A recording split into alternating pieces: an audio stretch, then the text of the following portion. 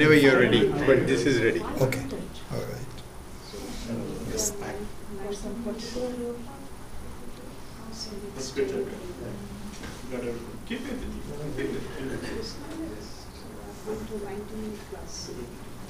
Yeah, what happened? How are you doing now? Because once Doing you say better. We had to waste, So you just maybe the press first this. time I'm here in classes was all for 2 weeks. First time what, sorry? I heard, this class was not here because of your health. You were not here or? No, I'm here, but I'm telling that first time the class was off for 2 weeks because you are always on time and you No, are I always know. here. Because Yeah, because of the health. I knew I was going to miss a couple of classes because I was in India. Yeah. I But know. then I was in bad shape because some of the home treatment and the antibiotic didn't work. And now we know why, because I had pneumonia. And so because of That's that, kinda hard. it wasn't until they Just took get it. the coronavirus. No. So they took a chest X-ray, Oh, that's why and they so found- then I was given some very strong antibiotics Yeah, about 10 days ago, 2 of them. but you got it here? No, I must have In caught India? it in India, but I didn't discover it until I got here, Okay. and I was not getting better. Yeah. So finally I went to the doctor, and because I had fever. So that's what the doctor said, that doesn't sound Okay, good. we just So want the TV and she this one. ordered a chest X-ray, and sure enough, there was pneumonia. And at my age, they say we have to overtreat it. So she gave me 2 separate simultaneous antibiotics. Because it will come on. And now I'm getting better, but I am not sure whether I'm completely okay or not. So it's been a long time. Take at least 6 weeks. Yeah, You have to get- certainly the weakness is at least is there. Turn up the screen. But yeah, I think part of it was that I had a reaction to the pollution right away, Yeah, pollution. and then I was really traveling quite a bit to fulfill my duties, so I couldn't really rest. And I also caught a cold when I went to Indore. It was a lot colder than I thought, and I didn't have enough warm clothing. So that compounded everything. But Indore is the cleanest city in India. It is, You yes. saw that? Yeah. I'm very familiar with it because we went there last year also, and it is definitely very much cleaner. Very clean, Yeah. Madhya Pradesh. Madhya Pradesh, Indore. Yeah. So Yeah, they, I know the name, but I don't know which state exactly. yeah. Bhopal is the capital of Madhya Pradesh, and Indore is the business capital. It's kind of like Bombay versus, yeah. Very nice city. Anyway, that's what happened. But it was very enjoyable. I had a couple of very excellent visits, one to the south, and then again to Indore. Visited a lot of chatralays for him for seva. It was funny, on the 26th of January, I happened to be in Manjakudi, where Swami Dayanandji's birthplace is, and it's now become a very major center of development with high schools and colleges and so on.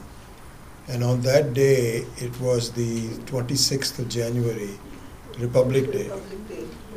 So they looked at me and he said, you have to make some speeches. And I wasn't really feeling very well, but I said, you won't believe that day I had to give 6 speeches in one day. One was in high school, one was in college, 3 of them in Aim for Seva Chatralays. I went to 3 of them in the afternoon. And in the evening they had a huge function they put me as the chief guest. So I had to speak on that occasion. I was beat by the end of the day. But anyway, it was very enjoyable. Okay, let's begin. Om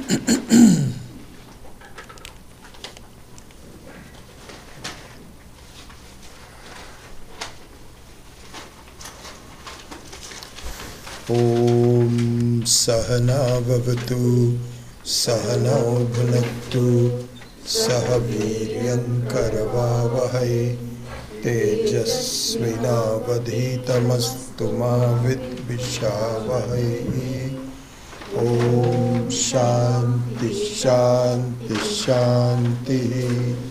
Om Mauna Vyakhya Prakatita Parabrahma Tattvam Yuvanam Varshistante Vasat Vishiganai Avrita Brahmanishtai Acharyendram Karakalita Chinmutramanandarupam Swatma Ramam Mudita Vadanam Dakshinamurtimide Vatavitapi Samipe Bhumi Bhage Nishannam Sakala Muni Jananam Jnanadataram Harat Tribhuvana Gurumisham Dakshinamurti Devam Janana Marana Dukkha Cheda Daksham Namami Chitram Vatataror Mule Vriddha Shishya Gurur Yuva Gurostu Maunam Vyakhyanam Shishyatu Chinna Samshaya Nidaye Sarva Vidyanam Vishaje Bhavaroginam Gurave Sarva Lokanam Dakshinamurtaye Namaha. Om Namav Pranavarthaya Shuddha Jnanaikamurtaye Nirmalaya Prashantaya Dakshinamurtaye Namaha. Ishvaro Gururatmeti Murti Bheda Vibhagine Vyomavad Vyapta Dehaya Dakshinamurtaye Namaha. Om Vishwam Darpana Dishyamana Nagari Tulyam Nijantargatam Maya Bhairivo Bhutam Yatha Nidraya Yat Sakshat Kurute Prabodha Samaye Swatmanam Evadvayam Tasmai Shri Guru Murtaye Namaitam Shri Dakshinamurtaye Bijasyantarivangkuro Jagadidam Prang Nirvikalpam Punaha Maya Kalpita Desha Kala Kalana Vaichitrya Chitri Kritam Maya Viva Vijrambhayatyapi Maha Yogi Vayasvechaya Tasmai Shri Guru Murtaye Namaitam Shri Dakshinamurtaye Yasyaiva Spuranam Sadatmakam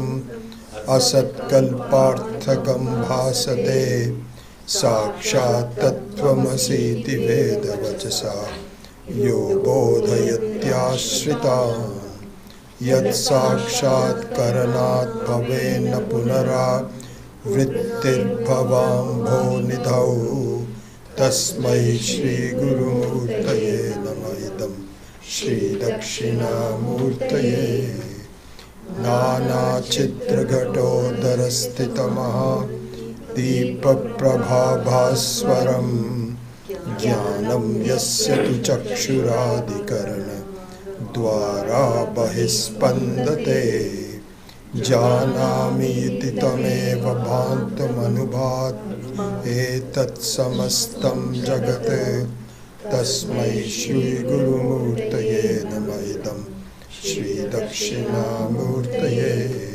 Deham pranamapi indriyanapi chalam Buddhim cha shunyam viduhu Stri balanda jadopamastwamiti Bhranta brisham vadinaha Maya shakti vilasa kalpitamaha Vyamoha samharine Tasmai Shri Guru Murtaye Namaidam Shri Dakshinamurthaye Rahu Grasta Devankarendu Sadisho Maya Samachadana Sanmatra Karanopasamharnato Yo Bhut Sushuptaf Puman Pragaswapswamiti Prabodha Samaye Yapatyabhigyayate Tasmai Shri Guru Murtaye Namaidam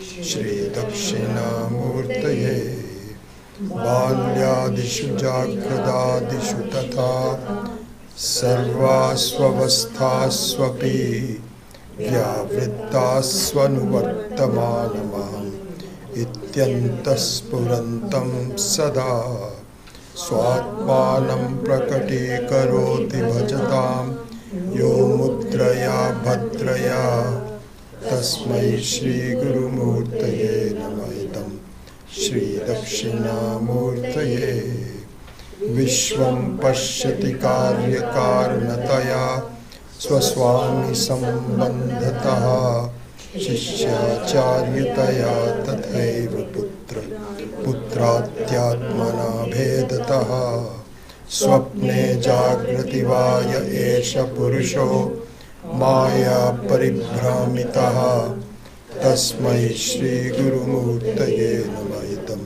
Shri Dakshinamurthaye Bhurambhamsya Nalo Nilo Ambar Maharnartho Imam Shufpuman Ityabhati Chara Charatmakamidam Yasyaiva Murtyashtakam Nanyat Kinchina Vidyate Vimrishatam Yasmat Parasmat Vibhoho Tasmai Shri Guru Murtaye Namaidam Shri Dakshinamurthaye Sarvatmatvatupti Katukidam Yasmatamushminstave Tenasya Shravanat Tadarthamananat Dhyanat cha Sankirtanat Sarvatmatvam Vibha Vibhuti Sahitam Syadishwaratvam Swataha Siddhyetat Punarashtadha Parinatam Chaishwaryam Avyahatam.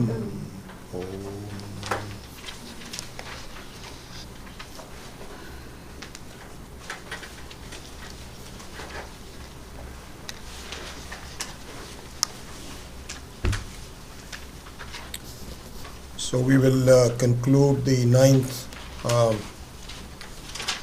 verse today. I think this is our 3rd class for the 9th verse, and I think we should be able to wrap it up today. So just a quick revision on the verse itself. So the Anvaya, the rearrangement of the verse is Yasya means Ishwara's, whose Murti Ashtakam. The Ashtakam Murti means the 8 forms of the altars. Eva idam characharam. So the 8 forms of altars that are visible to me. There are lots of forms of the altar that are not easily visible to us, but these forms are readily identifiable, and both in inert as well as conscious forms. And who are they? So it just takes the very essence of them, the Pancha Mahabhutas, Bhu, Ambhamsi, Analaha, Anilaha, and Ambaram, and Aharnartha. So all these have very interesting meanings. Analaha means fire, means alam na vidyate yasya. This is characterized by fire, which means for whom nothing is enough is enough. It may consume something and there is nothing left, but if you keep feeding it, you never quench its thirst for more things. Alam vidyate yasya naha means analaha. Then anilaha. Anilaha means the one who does not have a nilaha means a ghosla. What's it called in English? Nest. A nest. A nest is called nilaha. So the wind is, the vayu is something that does not have a specific place that it resides in. It's all over the place. The whole world is its nest. It's called anilaha. Ambaram, of course. Then aharnatha. So one who is the natha of the day, one who creates the day, is aharnatha. Himamshuhu. Himamshu means one whose rays are as beautiful and cooling as that of ice, snow. So we look at the moon and it just cools you. That's called himamshu. And so these are the inert. Then also three others. So these are the five. Then three others. One is puman. So puman means the ones who are all conscious beings are puman. And of course the sun and the moon. And the sun and the moon are specially mentioned because it characterizes both the original source of consciousness. So in sun, it means the original source of light, and the moon, which is a reflected source of light. Both are important in this universe. I am the original source of the self, is the original source of consciousness, and everything else reflects it. The body reflects it, the mind reflects it, and then through all these, everything else is reflected. So the sun and the moon represent symbolically the original, the bimba versus pratibimba, which is the reflection of it. So these are the 8 forms of Dakshinamurthy, and which is experienced by everyone. But to the vimrishatam, meaning those who are not just ordinary people, but they take to discrimination and thinking and analysis. In other words, they have studied. Well, one can lead a life without education. But if you are educated, then there is a different way of looking at life. So the Vimrishatam, they are not just visible. These 8 forms are not the only ones that are visible to them.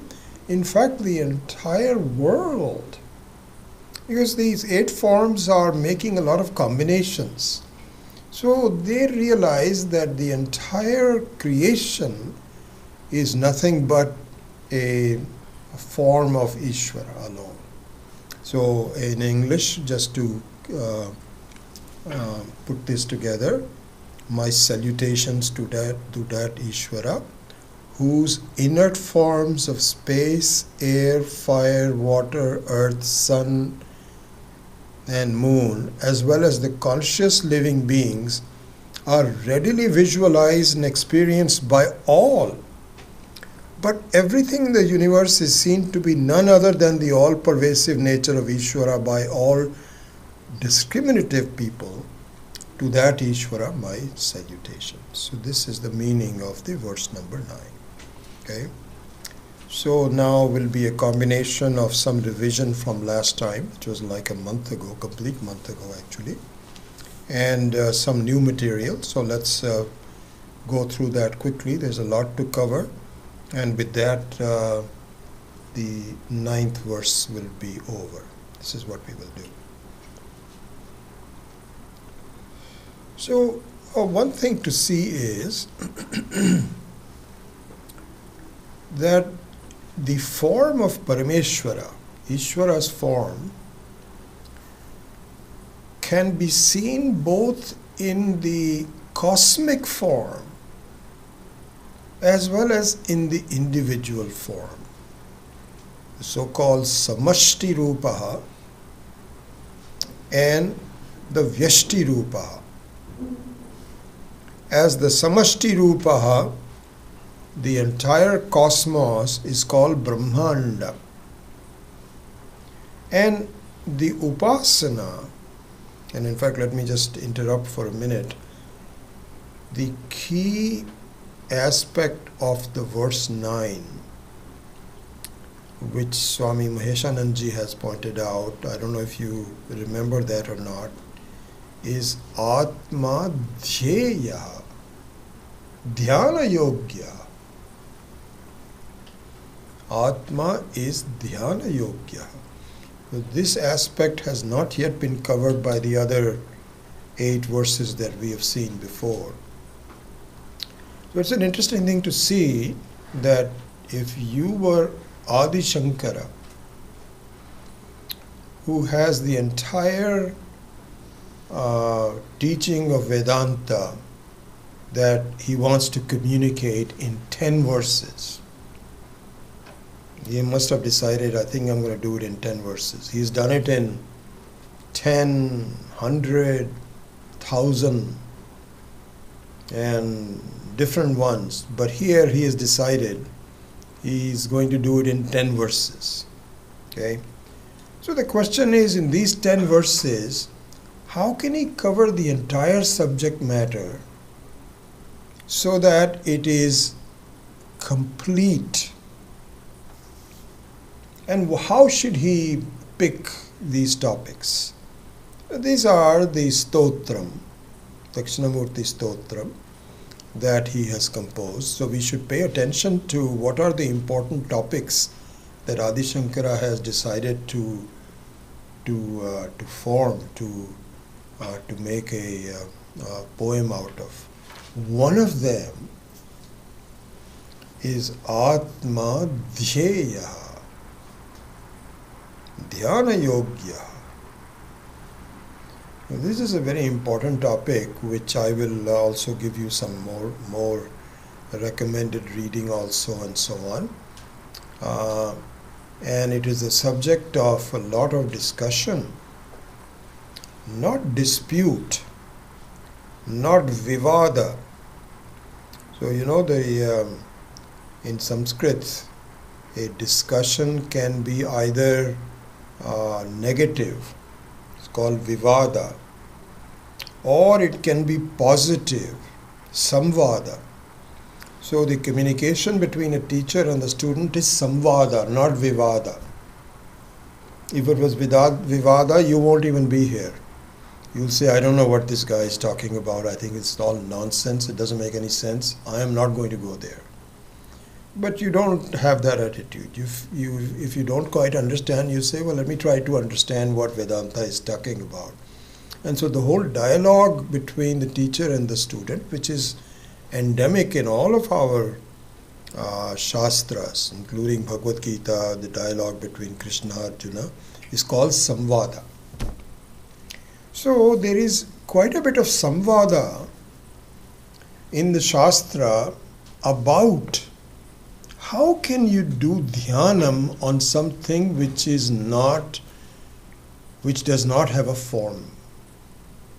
How can you do dhyanam on a formless? It doesn't make any sense. You can understand the knowledge about it, but how can you do dhyanam on it or prayer on it? So this is actually discussed it in, it's just a coincidence. I just happened to be reading the 9th chapter of Panchadashi, which is called Dhyana Deepa Prakaranam. And it's like 180 verses. I think I've finished about 120, 130 of them. It's a marvelous exposition of just this point alone. And the gist of that is, why not? How can you say that you cannot do it? And it goes in to prove how important it is, how helpful it is. It may not generate knowledge directly, like Shravanam does, but nevertheless, to go close to it and to meditate on it and to do prayers on it is very helpful. So of course it is very appropriate to do Dhyanam. Anyway, so this is the topic of the 9th verse of Dakshinamurthy. And so here, just to finish that off, in the Samashti Rupa Upasana, you can do Adhidaiva Upasana. Adhidaiva Upasana means there is a form of doing prayers to the Saguna Brahman, formful Brahman. And there is another form of Upasana called Adhyatma Upasana. And the Adhyatma Upasana is about your own expression, your own body, mind, and so on. And then it all ends into the Nirguna Brahma Upasana. It is a huge topic with lots of different elements to it, lot of significance to it. And so all that we are doing is a summary introduction to you. And then if you want to go into more detail, I'll have some recommended reading for you as well. Then another aspect to that, and this we have said that many times before also, that Vyashti should not be looked upon as part of Samashti, but as an aspect of Samashti. And what do we mean by that is best expressed in the example that if you are building a house with bricks, so that creation is bottoms up. You put bricks over bricks over bricks and you keep it solid. Each brick is a part of the home, and in the end you have a home that consists of many parts. This is one kind of creation. Another kind of creation is the very beautiful, dynamic expression of an ocean. In the ocean, it is a tops-down creation, not a bottoms-up creation. In the sense that the entire ocean is created first, individual waves are created later. And the individual waves and the ocean does not consist of the parts that are called the waves. That's not appropriate because it is never built up like that way. It was already complete, but it has some individuality into it. This is an important thing to see because what we should see is that as I am as an individual, with all of my gunas, all of my qualities, all of the things that define me as I am, are pre-existing already in the form of the cosmos. And my favorite example of that, when I first started thinking about it, that was the first example either was given to me or I just thought about it on my own, I don't remember, which is the mother mother's love for a newborn. So, if you look at a new mother's love for a newborn, is that something which is individually manufactured by this woman? No. So, as the universal mother, the love for one of the greatest creations in the world, which is to give birth to a child, is already there. It's already there. But when a woman becomes pregnant and actually has a baby, then that love simply expresses itself in her individuality. Now, if you look at young girls, 6, 8, 10, 12, 15 years of age, they're not yet mothers, and they don't have that kind of a love. But the moment they become a mother, then the universal mother, that Devi, expresses herself in the individuality. So this synergy, this equivalence between the samashti and vyashti should be understood.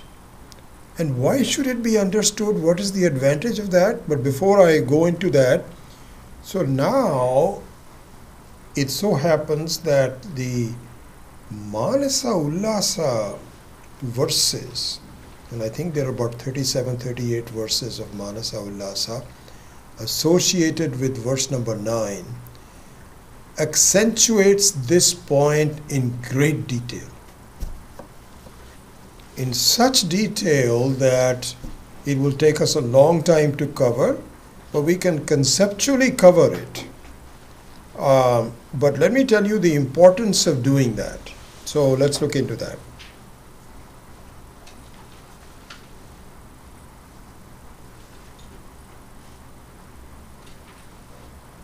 So there is in fact a one-to-one relationship between the cosmic qualities and the individual qualities. And the cosmic qualities reside with a Devi or a Devata for that quality. And that Devi or a Devata is the one that imparts that quality to you. So, for instance, there is a Devata for the heart beating of a human, of all beings.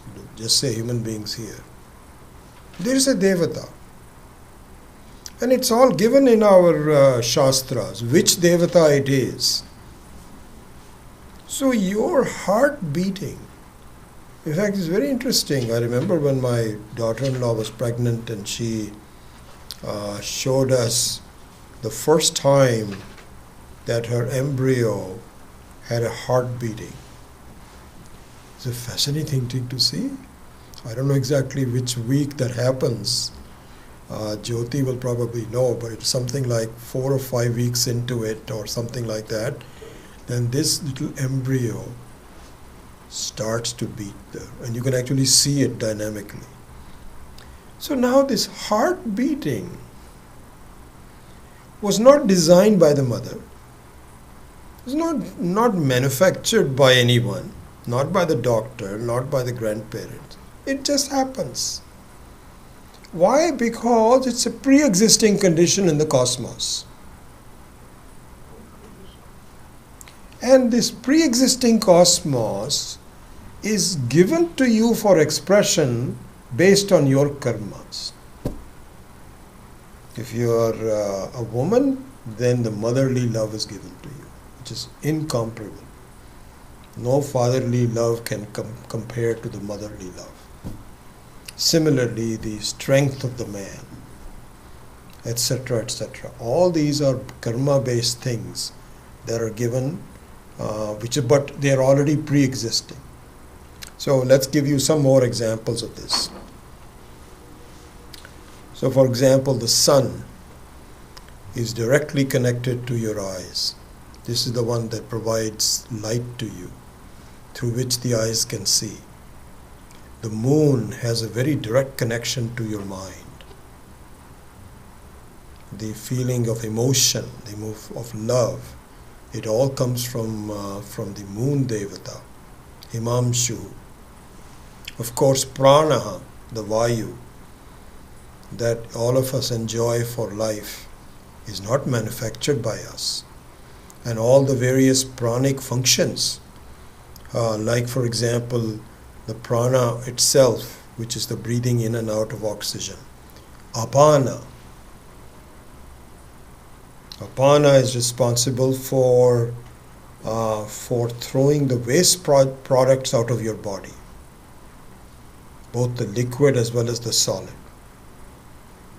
Very important function, because your body will become poisonous if that function is not there.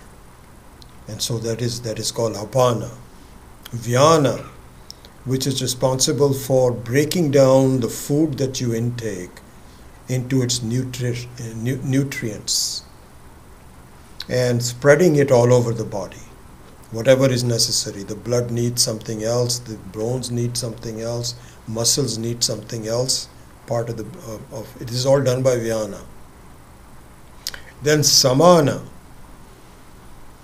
Samana is responsible for making sure that there is warmth in the body and that the fire is equally distributed.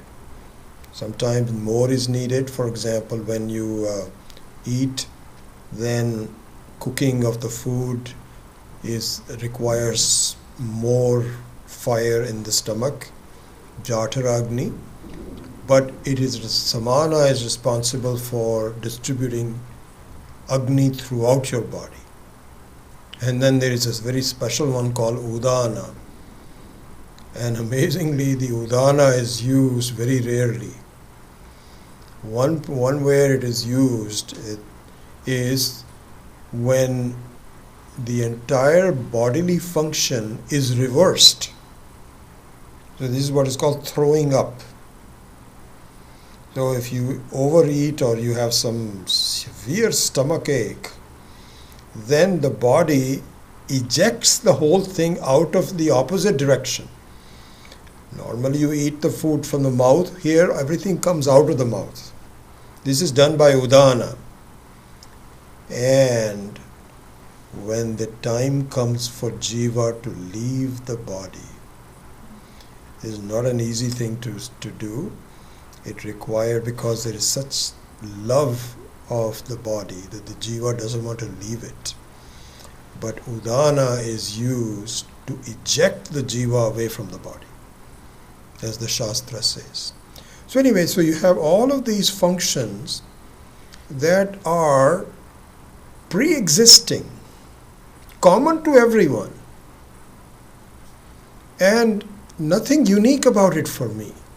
Not as though we are such concerns about ourselves as a person, that everything should be well with me. This is the whole universal thing.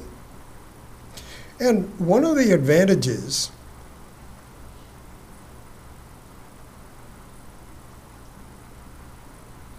So now let's look at some of the key points to conclude. So I've mixed up a few things here. So I'll come to the point I was going to make. In fact, let's do that number 3 first, since we are on it. So one advantage of doing upasana is to see that I am part of the universe. I am an aspect, to be purely, I'm aspect of the universe. There is nothing totally unique about me.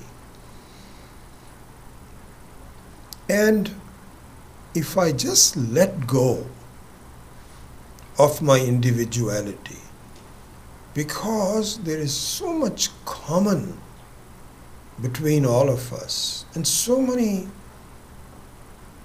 commonality between the universe and the individual, that this clasp of individuality that keeps me from thinking anything else is loosened a little bit. And in fact, this is carried forth in its extreme form, where you find that really you do not need the individuality. See, right now our feeling is that individuality is very important to me. I'm different from everybody else. This is what makes me an individual. What do you want me to do? How can I lose my individuality? This is my thinking at this point in time. And it is exacerbated and made, kind of like, I have a kind of a funny way of just looking at it. It's kind of like, you are nailing down your own coffin by saying, I have to be an individual. And I am responsible for it. I have to do things for my own benefit. Who else is responsible for it? And anyway, we'll tackle those things later. But what I was going to say was that in its an extreme form, I need to know I don't need to be an individual. Karta bhoktritvam, kartritvam, bhoktritvam is really just a mirage. I don't need to be. I am much more than an individual. But I'm afraid that if I lose my individuality, I would lose everything. And this is where I have to get educated. This is not the case. And in fact, the way to see that is, if you are in a dream and you are a dream individual, and you are told in the dream, hey, lose your individuality. Do you know you are a false person? You are not really an individual. I would rebel and say, what are you talking about? Of course I'm an individual, as you are. What do you want us to do? Just disappear? We don't disappear. We actually awake to an individuality which is much larger and lasting and pleasant and real. So that is the extreme form. It will come when we have fully understood the whole thing. But in the meantime, to loosen the clasp of individuality, the upasana, Vishwarupa upasana, helps in the process. Because you see that I am really an aspect of the whole thing. I am not completely separate. There are devatas and devis helping me. And I have to be cognizant of that. And so, for instance, if I don't exercise my muscles, then the Devi that is responsible for keeping my muscles healthy allows the muscles to atrophy. So by doing the exercise to the muscles, exercise to the heart, eating well, all those, I am cognizant of the laws of the devatas and devis that are holding me together. So this is one of the aspects of the upasana. So having done with that, let's go back to the key points to conclude in the upasana. There it is said that the upasanas are of different qualities. An inferior upasana is the one where you go to the altar of Ishvara at a specific time and place. Like in the morning when you do a prayer, or Sandhya Vandanam, or going to the temple. So this is good, but it is not as good as the second one, which is Vishwarupa Upasana. So in the Vishwarupa Upasana, and this is also what we are studying in the Bhagavad Gita in the 7th chapter, it means an awareness, an appreciation of Ishvara, not at specific times. Because when we do at a specific time, then we feel, okay, I'm done. I've done my prayers for the day, and now I can do something else. As though you have a place, Ishvara, in my life, and I'm very thankful to you, but I'm very busy. I've got to do some other things. Now I have to eat breakfast, I have to leave my child to the school, and so on. Vishwarupa Upasana, on the other hand, is to see that nothing happens without Ishvara. Nothing happens without your own self, which is nothing but an expression of Ishvara. You are involved at every minute. And so it is not proper to relegate Ishvara to specific times and places. So this is harder to do in the beginning, but this is the one that you should strive to create at all times. Here Swami Maheshanji has given a very beautiful example. He said, when a husband and wife are newly married, and this is more of an Indian, where the woman she's a new bride, and she's now married to this guy, and now he's gone on for some business, he's gone on to some places and so on. But she never stops to think about him even if she's cooking, she's thinking of her new husband. Even if she is working, she's wondering how is he doing, how important it is for her to be married. Very similar to that, Swami Maheshananji says, is the discovery of Ishvara. That you find that he may not be visible physically like the 8 forms, but your upasana, your love, your memory, your realization about the importance of Ishvara is always there as a lover. And this is something like, this is the upasana that we should strive for. So that is the one thing on that. Then, we already talked about number 3. Number 4 is where,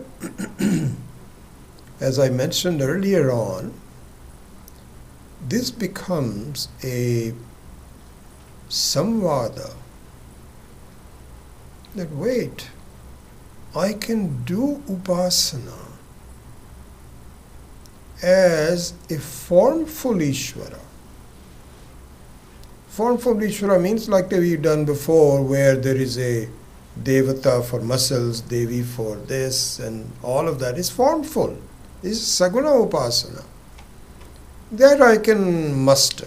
I can understand that. But really speaking, the reality of Ishvara, reality of Brahman, is Nirguna Brahman, where it is not, it is completely devoid of any forms. How do I do upasana for that?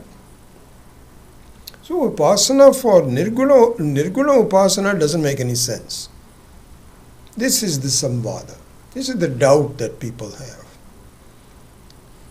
And it is answered in great detail by saying that is not true. Because even Vidya is like that.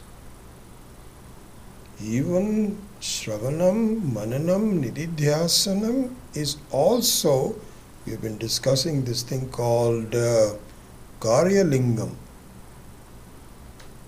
So the Karya Lingam is that you look at the effect of the self which is nirguna. You see the effect of it. So saguna is nothing but a reflection of nirguna. Nirguna you cannot see directly, but you can do vidya of nirguna by looking at saguna. You see, that's the point that is being made. I'm just summarizing it very quickly. What it means is that even in knowledge, in vichara, you never see yourself. In fact, this is the point which is the subject of the topic of verse number 1. Vishwam Darpana Dishyamana Nagari. Because the title of verse number 1, which we will do when we revise the whole thing now after doing all the 10 verses, we are going to quickly revise each of the 10 verses so that you have a summarized way of looking at the entire Dakshinamurthy Stotram. But the title of verse number 1, if you recall, is Atma Pratyak Swarupa. Atma Pratyak Swarupa. What does it mean? It means that Atma is never visible to you. And this is the problem we have. I'm looking for myself so that I can, it's something I should be able to grasp by looking at things. No, it can't be done. Because it is unmanifest all the time. So that being the case, even in Vidya, this is, I'm pointing out, I'm just summarizing the discussion that is happening in the 9th chapter of Panchadashi, where Swami Vidyaranya argues so cogently that listen, we do the same thing in Vidya. In Vidya also, you don't have the Atma as a visible thing. There also you are looking at Karya Lingam. You're looking at the effect of it, and from there deciding, my God, the effects and the reflections cannot be unless I am there. And you make that mental leap. The same thing is done in Upasana. So don't say that Nirguna Upasana cannot be done. Of course it can be done. And then there is, of course, a great discussion about the difference between Nirguna Upasana and Nirguna Vichara. Upasana and Vichara. And so even in the Bhagavad Gita, these two are distinguished. In the 5th chapter of the Bhagavad Gita, I think I have a quotation on that. Let me go to that. Yeah. In the 5th verse of the 5th chapter, it says, Yat Sankhyaih Prapyate Sthanam Tad Yogaih Api Gamyate. So here, Sankhya means knowledge, vichara, thinking, ascertaining. And yoga here means just abandoning your individuality into a prayer towards Ishvara, that I don't understand it, but I know you are there and I give myself up to you. It's called yoga. And here in the whole discussion of the Bhagavad Gita also, it says that that attitude will bring you very close to jnana. So don't say that upasana and here yoga and upasana are equated. Don't say that the yoga and upasana are not useful. That is not true. There are differences, and we can talk about that later on, but it is still very effective, very useful, and do it by having a love for Ishvara. You cannot just be kind of like, I am just a Vedantin. I don't have any prayers and none of the emotions, and that's not true. You can, if you only know something very well, you have to fall in love with it. Otherwise, your knowledge is not complete. Anyway, so that's the topic. I'll go back to what we were talking about earlier. So it means that done with commitment and patience, it of course leads to nirguna upasana, prayers to the formless.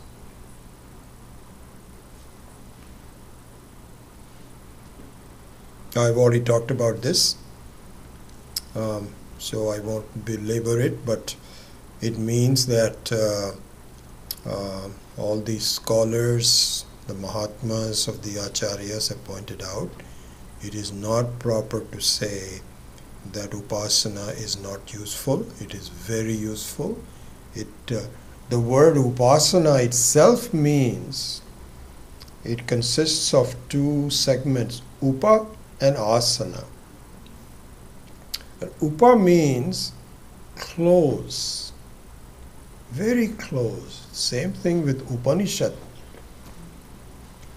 So the Upanishad means a knowledge which is very close to you.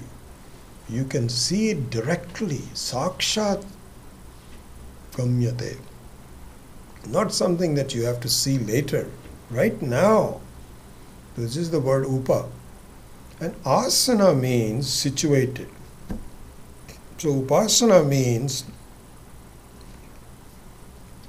that way of prayer where the presence of Ishvara is very close to you. You can feel it. This is the meaning of upasana. And how can it not be useful? Because it is taking you very close to the truth about it. And then there are differences why by itself it cannot lead to knowledge, but it is extremely helpful. And we'll tackle that perhaps some other time. One thing to talk about there is the difference between nididhyasanam and dhyanam, upasana. Dhyanam can also be called upasana. So there it means, nididhyasana means that a direct knowledge of the self, you might even say an experience of the self, is already very clear to you. That I am an individual who is much larger than who I thought. In fact, Parameshwara is me, my individuality is just superimposed upon it. In other words, my individuality is like a dream individuality, but Parameshwara's individuality is the real individuality. And so that is the knowledge that has already been very clear to me. But it tends to go away from me because I haven't really deserved to contain it and become Jivan Mukta yet. It will take me a while. But it is already clear. So then the word nididhyasana means something which is already clear to bring it to my mind over and over again. This is nididhyasana. In upasana or dhyanam, it has not yet become clear to me that I am a separate individual. I have Shraddha that I think it's going to happen, and I feel very good about it, but hasn't happened yet. And so dhyanam is still not as clear and important as Nididhyasanam. Nididhyasanam is at a higher level than that. Nevertheless, the whole process of doing prayers and upasana and so on and so forth are very relevant, very useful, very helpful. You cannot say that this is not important for me. So this is the topic of the 9th verse.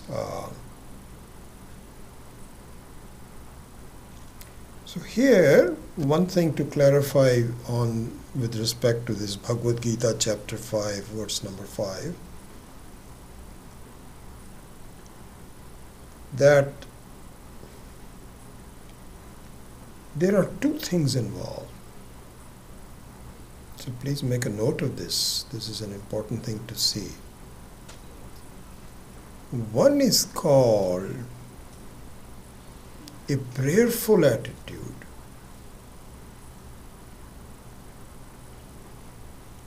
which is characterized by the word upasana or dhyana.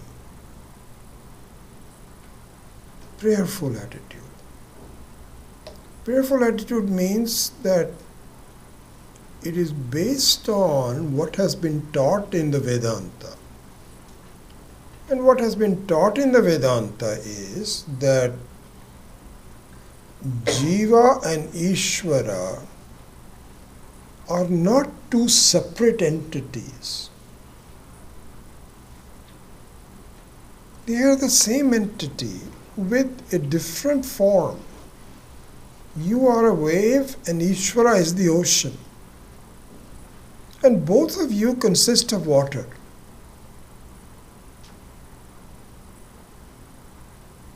And so, a prayerful attitude about the truth of myself. I mean, one can have a prayerful attitude about anything. You can say, you don't know the identity between Ishvara and Jiva. You haven't been taught that. You have not studied Vedanta. Still, you can have a prayerful attitude. You can have a prayerful attitude towards Ishvara as being completely separate from you. That's fine. But now we are talking about a prayerful attitude where what is taught in Vedanta has a lot of appeal to you. But it has not become reality yet. It hasn't become reality yet. You don't feel that I am Sarva Vyapakaha, Avinashi, Nitya, Asanga. This you don't do that yet. You like it and you think that it appeals to you. So this is what is called a prayerful attitude. This is called upasana. Then there is a thing called vichara. Vichara means to grapple with the conclusion of your mind. How can that be true?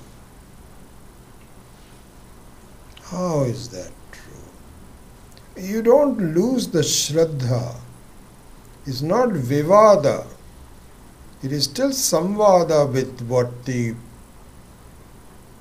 Vedanta is saying. You don't fight it. You're not saying these guys are just fooling me. You don't do that. Still, you have doubts. Hey, I am beset with everyday problem. How can I be a Sangha? So this can only be resolved. It can be helped with upasana, but it can only be resolved by vichara, by grappling with it, by thinking about it, by arguing. And this vichara, where the Brahma versus Brahma, you put them both on it. Brahma means some wrong thinking is discarded in a very orderly fashion by Brahma, which is the true knowledge about myself. So you compare them continuously, and Vedanta tells you how to do it. So you're not alone, but you have to follow through. Ultimately, it has to be done with Atma Kripa, as we have seen it before. Ishvara Kripa is important, Guru Kripa is important, and Vidya Kripa is important, but Atma Kripa is what your mind is the one that has to convince you. This is only possible through vichara, not possible through upasana. But if you do upasana again and again, your ability to do vichara improves. And this is what Sri Krishna is saying. Yat sankhyaih prapyate sthanam tat yogaih api gamyate. So here sankhya here means a clear knowledge. This is not Kapila's Sankhya philosophy. And one should be very clear about it. Here the word Sankhya. I have a friend here in the valley, and I remember early on when he knew that I was studying Vedanta, and he comes from a very good family. His grandfather was a great scholar, and he's a Brahmana himself. And he was telling me that my grandfather used to tell me that really you should be studying Sankhya, not Vedanta. Fortunately, when he talked to me about this, I was very clear about it, because I had already studied with Swamiji for 2.5 years, and Swamiji had said that this is not right. So the word Sankhya, because even in the Bhagavad Gita, he'll look at this, Yat Sankhyaih prapyate sthanam. So this friend of mine can argue that even Gita says that Sankhya is very important. This is not Kapila's Sankhya philosophy. That is just a very recent thing. Sankhya in Gita means clear knowledge, vicharajanya knowledge. And so Krishna is being very kind to people who are not yet clear about themselves by saying, I know, keep doing it, have upasana, have faith in me, do karma yoga, do yoga and all that, and eventually you will understand the same thing as Sankhyas already know it. That's the meaning of it. Yat Sankhyaih prapyate sthanam tad yogaih api gamyate. So here, in closing,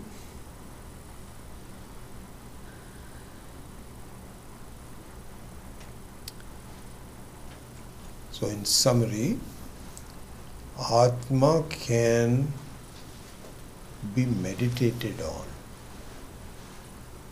You can do upasana, you can have prayer, but please don't think that upasana alone will convince your mind.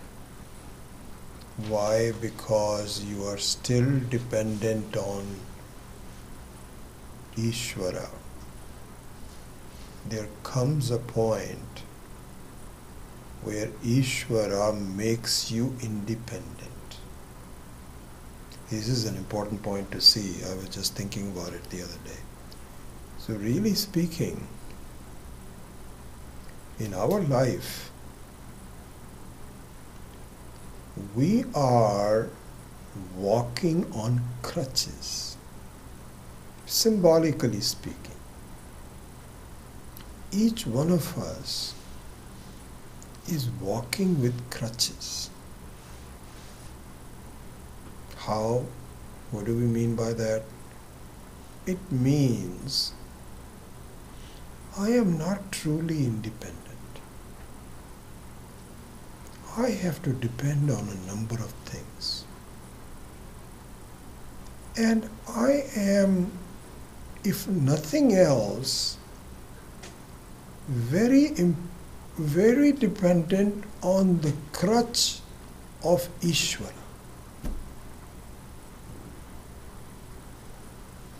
Because if all else fails, I close my eyes and say, Ishvara, help me. Normally, the things that Ishvara has provided for me are the ones that I go for. If I'm hungry, then I look for food. I'm on crutches. When I'm eating, I put my crutches down for a while. But I'm not satisfied forever. If I eat, I'm only good for about 2 or 3 hours. Then I'm hungry again. I'm back on crutches.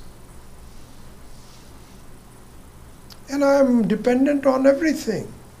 My health, friendship, all kinds of things. You could just count it. We are on crutches all the time. We cannot walk by ourselves. And ultimately, I depend on the big crutch of Ishvara. This is the situation. But the objective of our life is to get so well that I don't require crutches. I am completely independent. I don't know how to do that. I spend the whole life on crutches. But the objective of Vedanta and the objective of Vichara, even Upasana, is crutches, dependency, prayers. But ultimately what needs to happen is that Ishvara will get me so capable that I can walk without crutches. So Ishvara is the one who is saying, you don't need me. Don't you see? You are already independent. It's kind of like, when the parents are helping a child to ride a bike, and the child cannot let go. Because it is, even when it is practiced a lot, it still doesn't want the parents to leave. And the parents also don't leave. But there comes a point where the parents just love to see the child by itself ride the bike without any hand on the saddle. And there is great joy. So that independence comes from vichara, not from upasana. Not from upasana. Upasana means that please help me ride the bike, but keep your hand on it. But vichara, it is tough. Ultimately, this is the one I just want to just overski. Really speaking, without vichara, independent thinking, you cannot be you are already independent, you just don't know it. You are able to, and another analogy of this I think would be that upasana is where you're learning to swim. Vichara is where you are swimming without any effort. That's the difference between them. But you cannot be swimming without learning to swim. You have to go through the motion. So there, Upasana is a very important side benefit. You cannot bypass it. You should not bypass it.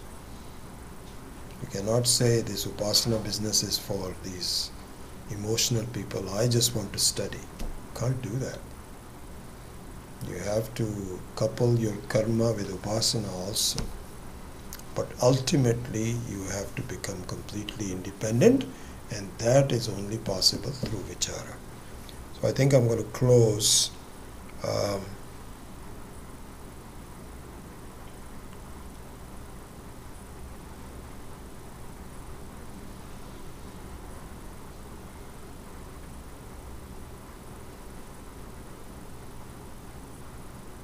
I think I went through this last time. I won't repeat it again. Ahangra, Upasana, and so on. So I think I would end with a short analysis of further recommended reading for you. Okay? So one is that the treatment by Swami Tattvavidananda on this 9th verse is very well done. And if you have this book, please read it, especially with the benefits of the attitudinal changes with Upasana. Do read it. I found it was very well done. He has gone through a lot of detail on this, number one. Then a detailed discussion of Upasana versus knowledge is of course given in the 9th chapter of Panchadashi, Dhyana Deepa Prakaranam. And of course it needs some very good commentary by it, because by itself it is very hard to see. And if you are Hindi speaking, then please study Swami Maheshananji's commentary on it. If you are not Hindi speaking, if you don't know Hindi, then we have to research some vernacular language commentary on, and those are available. There is one English language which is not very good, one by Ramakrishna. I mean, it's good, but it's very terse. It doesn't go into the enough detail. But I think that if you can find it through the net, that will be something that you may want to do. Then, third thing is, I should not be putting my finger there. Third thing is that in Prashna Upanishad, the Prashna Upanishad is where there are 6 people who all had a different question. They were sadhus and yatis. And they would meet sometimes and say, I wonder who can explain me about this. And another person will say, how about this? Then they said there is this very wise person called Pippalada. Why don't we approach him? They all 6 of them went to Pippalada and said, Sir, we have heard that you know the answers to all these questions. And each one of us has a slightly different question. Can you please teach us?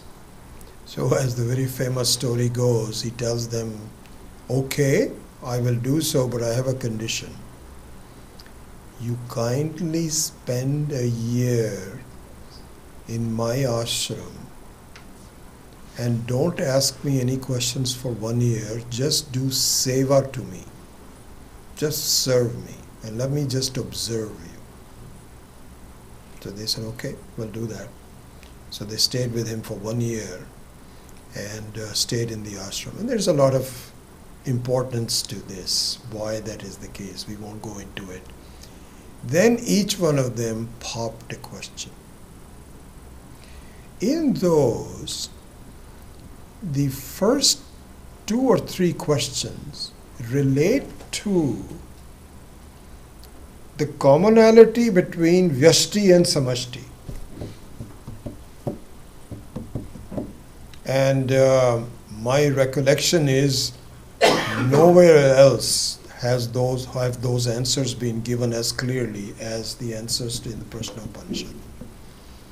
So and Prashna Upanishad is easily available. You can see the commentaries on it. You can do Shankara Bhashya, you can do Anandagiri Tika, and so on. And I think you will enjoy that. So as a further recommendation reading, if you want to look at which Devata, how does the prana support you, which Devata is responsible for which part of my body, all of that is extremely well described in the Prashna Upanishads. So anyway, those are some recommendations for further reading. So with that, I conclude the 9th verse, and next time when we meet, we will begin the last verse of Dakshinamurthy Stotra. And when we finish that, then we will do a quick revision of all the 10 verses, and then this text will be over.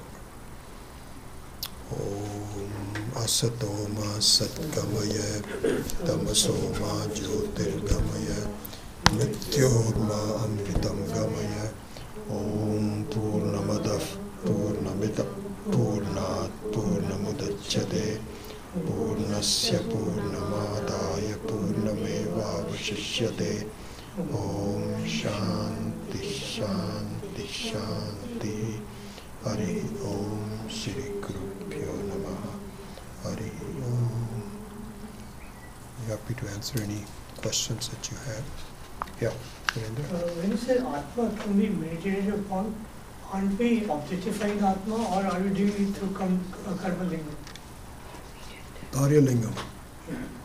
Same thing. Meditated upon means that you meditate upon the fact that how all formful things resolved into formless thing, and how all formful things are actually upheld by the formless thing, how the waves dissolve into water. And so in that sense, you are the water, so you cannot see yourself as an object, but you can say that all the waves are coming out of me and they are coming back to me. So you don't have to see. That's what is called Karya Lingam. Yeah, in that sense. Yeah. So is Vyashti and Samashti the same difference as Jivatma and Virat and individual consciousness and Hiranyagarbha? Yes, absolutely. So the Hiranyagarbha is the total mind, where all possible combinations of the mind are already done. So for instance, it is interesting to see that you and I and others are very pleased with if somebody praises us, and we are very displeased if somebody criticizes us. This is common. If it was individual, it's very possible somebody would love to be criticized. He becomes so happy, and the other people just slap someone if he praises you. That doesn't happen. And so that way of thinking is common in the Hiranyagarbha. As soon as you are made into a human being, that mind is given to you. And so Hiranyagarbha and the individual mind are connected in that fashion, that one is already pre-existing, the other one is manifest because of taking a form of that kind. And so this is true for Virat, for all aspect of it. Yeah.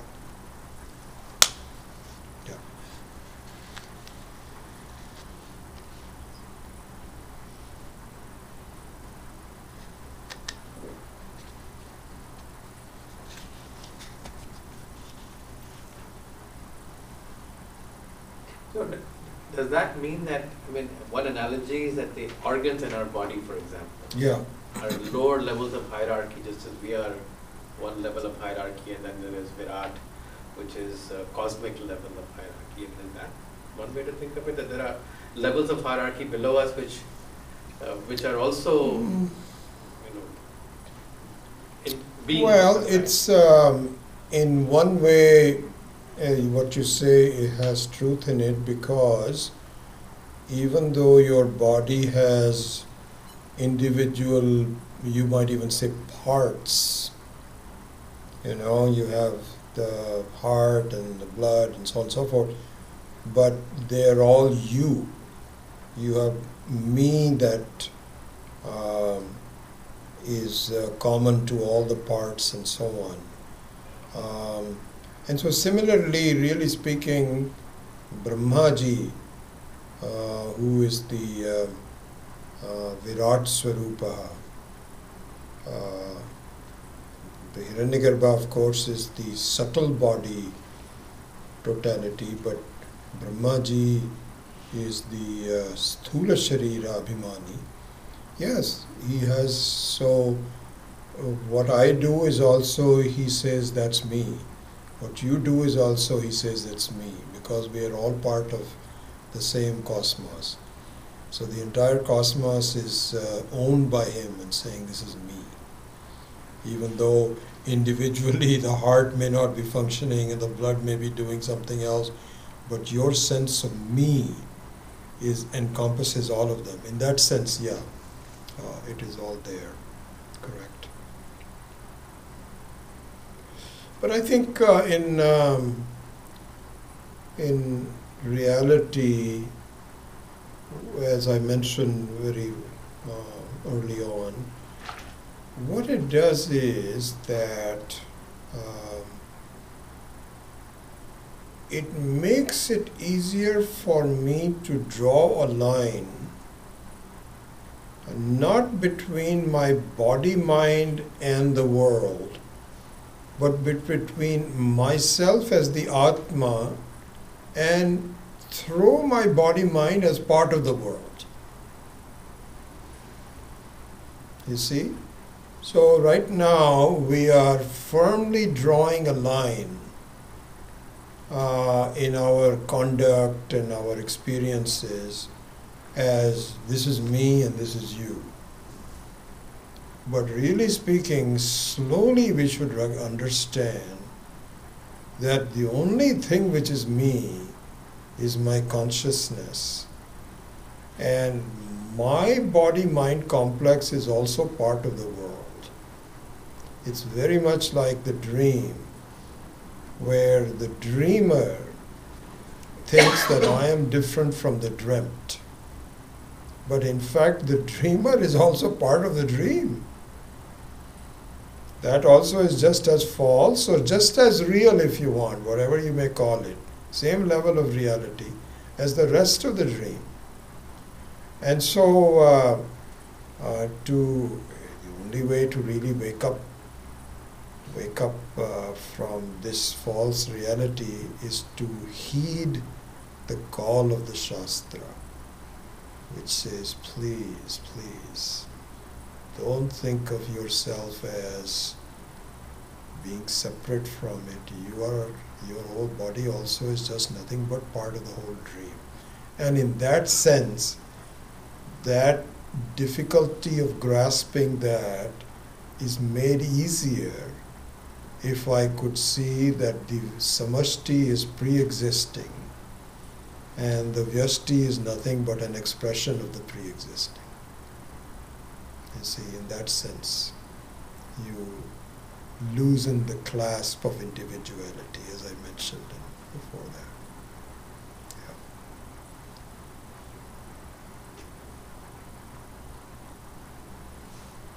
Yeah, it's quite a challenge, but one that we have to be ready for.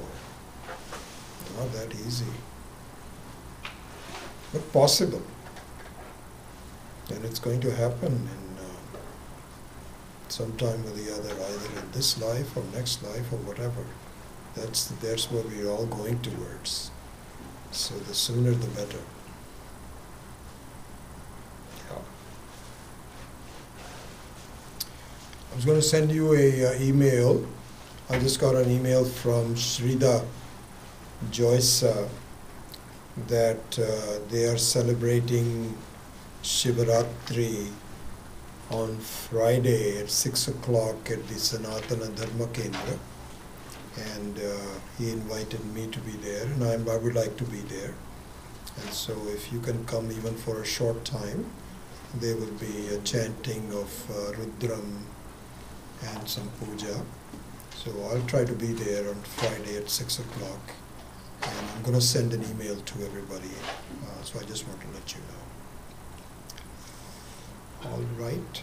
Other than that, we will see you next week. Okay. Thanks.